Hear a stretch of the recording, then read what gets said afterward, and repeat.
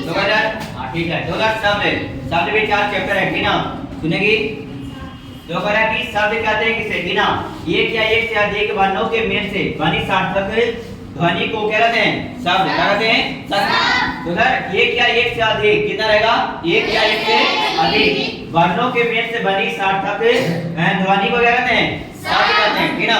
जैसे में देखो उधर शब्द को, जैसे में क प्लस म प्लस ल, तो क्या बन गया, कमल। ठीक है, ये भी एक शब्द उधर, ये जो एक एक करके थी ना, एक एक, जैसे क जुटा, म जुटा और ल जुटा, तो क्या बन गया शब्द, कमल। समझाया, मतलब कह रहा कि एक से अधिक वर्णों के मेल से बिना बनी सार्थक ध्वनि को कहते हैं, तो उधर क मिला, म मिला, ल मिला और बन गया कोई चीज, कमल। ठीक ना।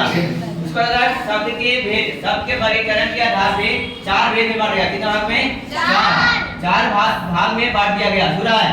उधर कह रहा कि हिंदी में शब्दों को वर्गीकरण के मुख्य रूप से बिना कितने भागों में, आधारों पे 4 आधार पे बांट गया, कितने आधार पे, 4।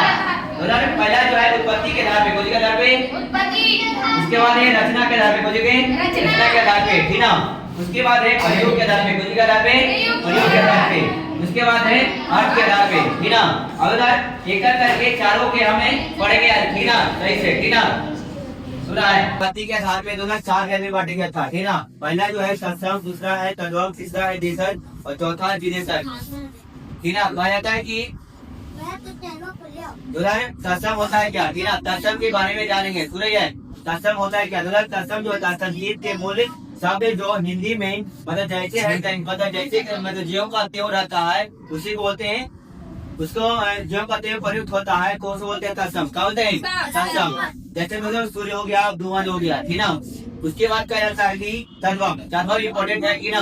तद्भव होता है संस्कृत के वे शब्द जो रूप बनाता है हिंदी में आ जाता है, मतलब कुछ में आता है हिंदी में आ जाता है, जिसमें आम हो गया, दूध हो गया, पूरा ही है।